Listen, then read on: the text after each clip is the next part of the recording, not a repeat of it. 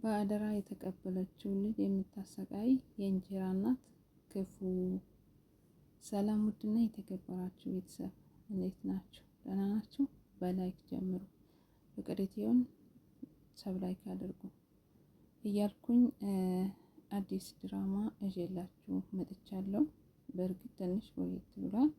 ሁላችሁም የማትከታተሉ ተከታተሉ ማለት ነው። በተለይ እናት ለሆናችሁ ልጃችሁን አደራ ሰጥታችሁ የምትሰደዱ እናቶች ትኖራላችሁ። ይሄ ቪዲዮ ይሄ ድራማ ለእኛ በጣም ትምህርት ይሰጠናል፣ በእውነት ማለት ነው። ኢዮኤል ይባላል ልጁ። የእንጀራ እናት በጣም ክፉ ናት። በጣም ነው የምታሰቃየው። እናትየው አደራ ሰጥታ የሄደችው ለእንጀራ አባትየው ነው። እሱ ግን ሌላ ሴት አምጥተው እሷ ደግሞ በጣም ነው የምታሰቃየው። እንዲሁም ደግሞ ሌላም አለች፣ ሌላ የእንጀራ እናት በጣም የምታሰቃይ፣ በጣም ስቃዩን የሚያበሉት፣ እቃ የሚያሳጥቡት፣ በእድሜው በጊዜው መጫወት ሲገባው ከጓደኞቹ ጋር ውጪ ውሎ መምጣት ሲገባው፣ ነገር ግን ቤት ውስጥ ከአቅሙ በላይ የሆነ ስራ ነው የሚያሰሩት። ምግብ አይሰጡትም፣ ምግብ አይበላም። እናትየው ውጪ ትሰራለች፣ ገንዘብ ትልካለች።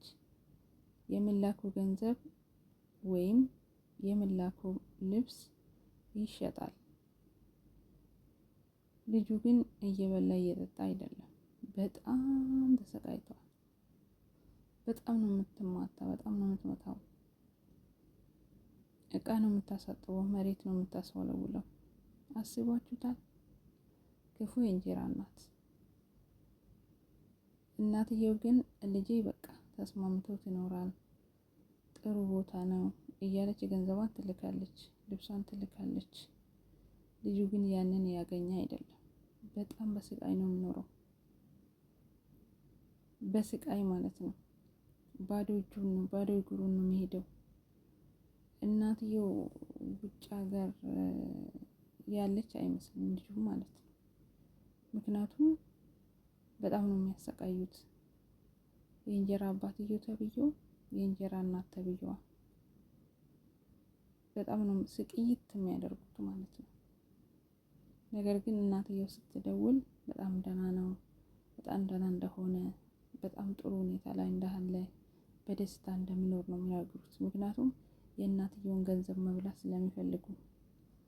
እዚህ ጋር ደግሞ እናትየው ልጁን በጣም ያሰቃዩታል፣ በጣም ማለት ነው።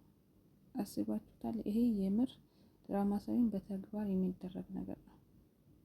ብዙዎች ልጆቻቸውን ወይ ልጃቸውን አደራ ሰጥተው ይሄዳሉ። ነገር ግን ከስንቱ አንዱ ናቸው አደራ የሚጠብቁት። አደራ ማለት ከባድ ነው።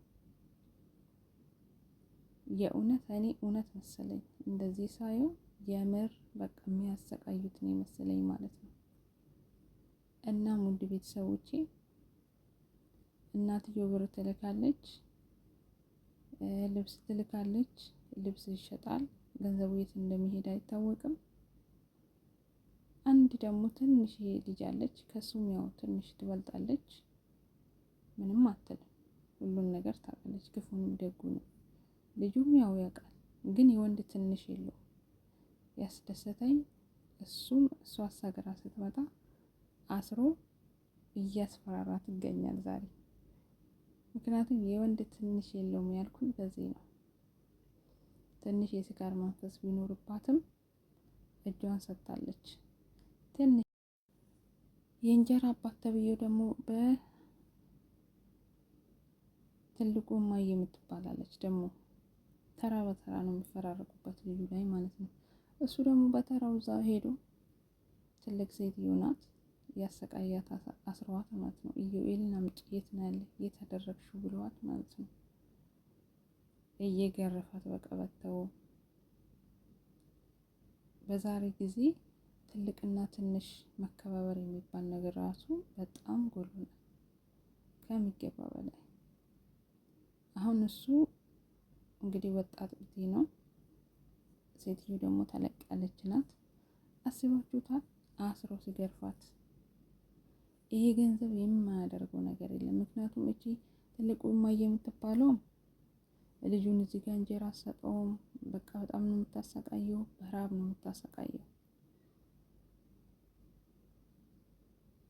ለምን? ገንዘብ ፈልጋ። እናትየው ለልጁ ስትደውል ደህና ነው፣ ሰላም እንደሆነ፣ ጥሩ ሁኔታ ላይ እንደሚገኝ ነው የምትነግራት። ልጁ ግን እየተሰቃየ ነው ያለው ማለት ነው።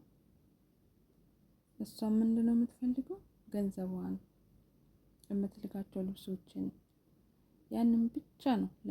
ለልጁ ዳንታ የላትም። እና ይሄን ይመስላል። የሚቀጥለው ላይ እስከምንገናኝ ድረስ ውድ ቤተሰቦቼ ሰብላክ ያድርጉ። ለማንኛውም አዲስ ተከታተሉ።